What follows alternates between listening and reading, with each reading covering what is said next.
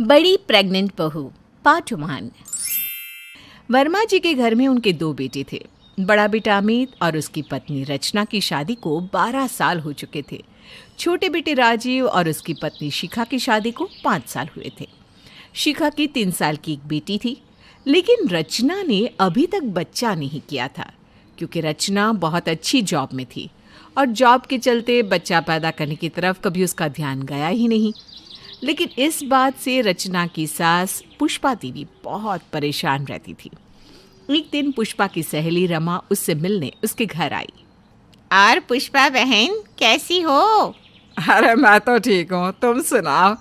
इतने साल बाद याद आई अपनी सहेली की। क्या करूं, घर गृहस्थी में ऐसी बिजी हो गई कि अब कुछ ध्यान ही नहीं रहता। अमित की शादी के बाद अब मिल रही हो मुझसे। राजीव की शादी में तो तुम आई ही नहीं। क्या करूं, राजीव की शादी के बाद मेरी बेटी नेहा की डिलीवरी का वक्त था। क्या करती मैं। अरे हाँ, याद आया। कैसी है नेहा और उसका बेटा कैसा है? बिल्कुल ठीक है, अब तो दोबारा माँ बनने वाली है वो। अरे क्या बात है, ये तो बहुत अच्छी खबर सुनाई तुमने। वैसे नेहा और अमित लगभग एक उम्र के है ना? और नहीं तो क्या, 6 महीने का ही तो फर्क है दोनों में। अच्छा ये बता, अमित के कितने बच्चे हैं? कितने बच्चे क्या, एक भी बच्चा नहीं। अरे ऐसी नौकरी वाली बहू मिली है कि बच्चे के बारे में सोचती ही नहीं। बच्चे पैदा करने से तो एलर्जी है आजकल की बहुओं को। अरे लेकिन अब तो उम्र भी बहुत हो गई है अमित की। अब बच्चे नहीं होंगे तो कब होंगे? तुम्हें अपनी बहू को समझाना चाहिए ना। अरे मैं तो थक गई हूँ समझा कर। किसी को मेरी बात समझ में ही नहीं आती। लेकिन अब 35 साल में भी बच्चा नहीं किया ना, तो फिर बस लेते रहो सब जगह से ट्रीटमेंट। शरीर खराब, पैसा खराब, कोई मतलब नहीं रह जाता।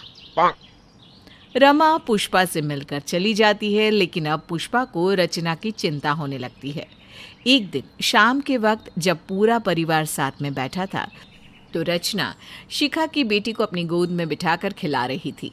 ये देखकर पुष्पा को लगा कि यही सही वक्त है जब वो अपनी बहू से बच्चे के बारे में बात कर सकती है।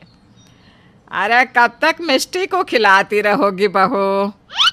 क्या करूं मम्मी जी, मिष्टी है ही इतनी प्यारी।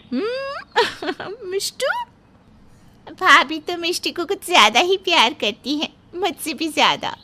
और ना ये भी भाभी के साथ बहुत खुश रहती है। रहेगी क्यों नहीं, हमारी मिष्टी अपने ताई जी और ताऊ जी की लाडली बेटी जो है।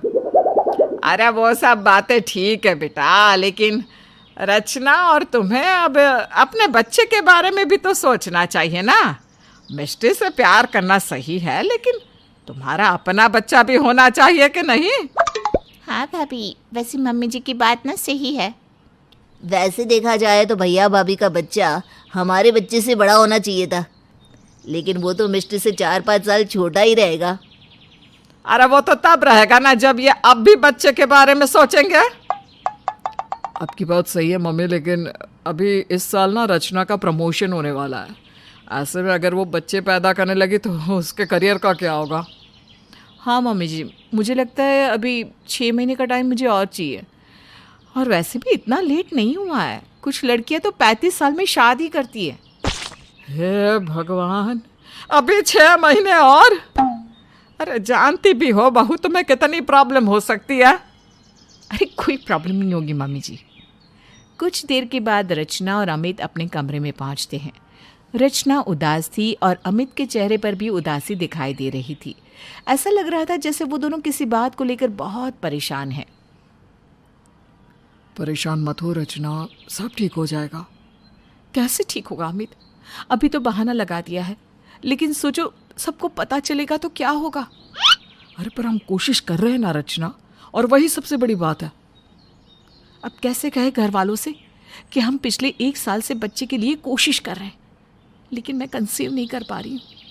अगर ये बात सबको पता चल गई ना तो सब मुझे ही 2 बातें सुनाएंगे, मेरी गलती निकालेंगे।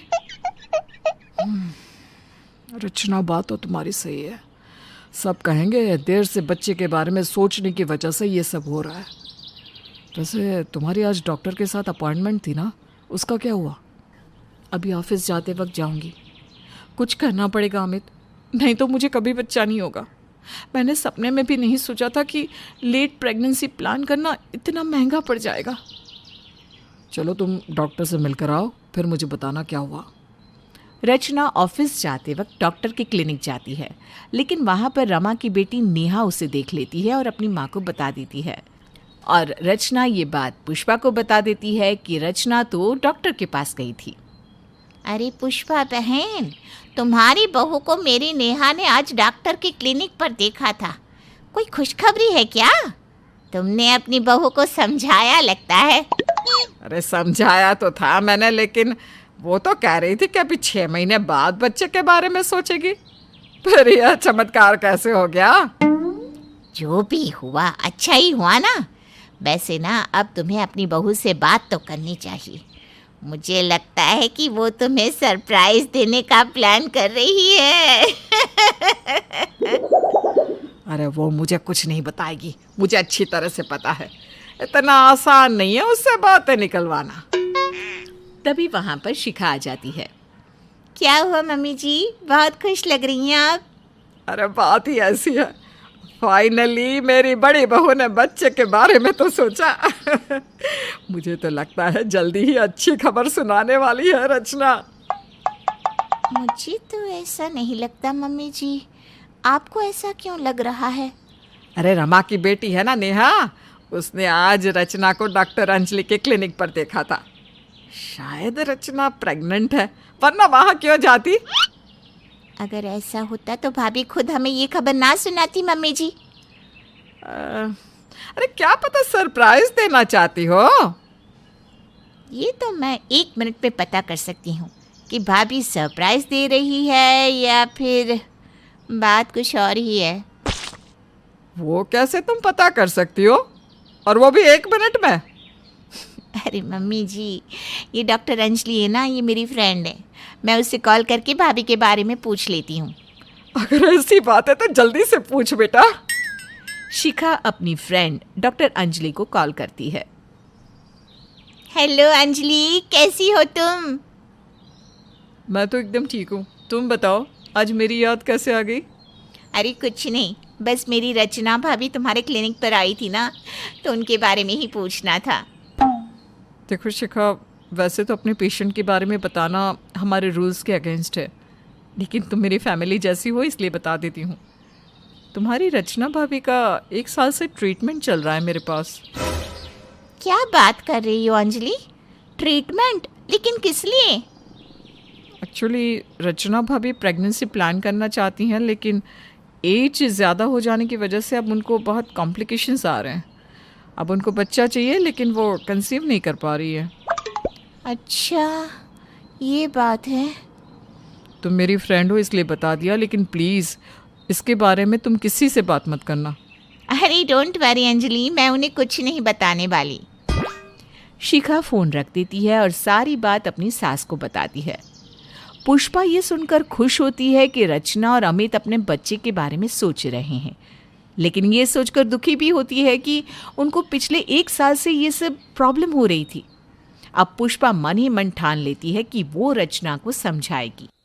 शाम को रचना जब ऑफिस से आती है। और बहू, कैसा रहा ऑफिस? ठीक रहा सब कुछ मम्मी जी। मिष्टी कहाँ है? कहाँ होगी, अपनी माँ के पास है। बच्चा तो अपनी माँ के पास ही होगा ना। हाँ, उसके लिए चॉकलेट्स लेकर आई थी ना, सोच रही थी उसे दे दूँ। अब तुम अपने बच्चे के बारे में सोचो बहू।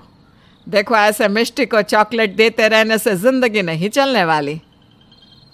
आप सही कहती हैं मम्मी जी। क्या ज्यादा उम्र में रचना माँ बन पाएगी या उसकी गलती उस पर भारी पड़ जाएगी? जानने के लिए देखिएगा इस कहानी का अगला भाग।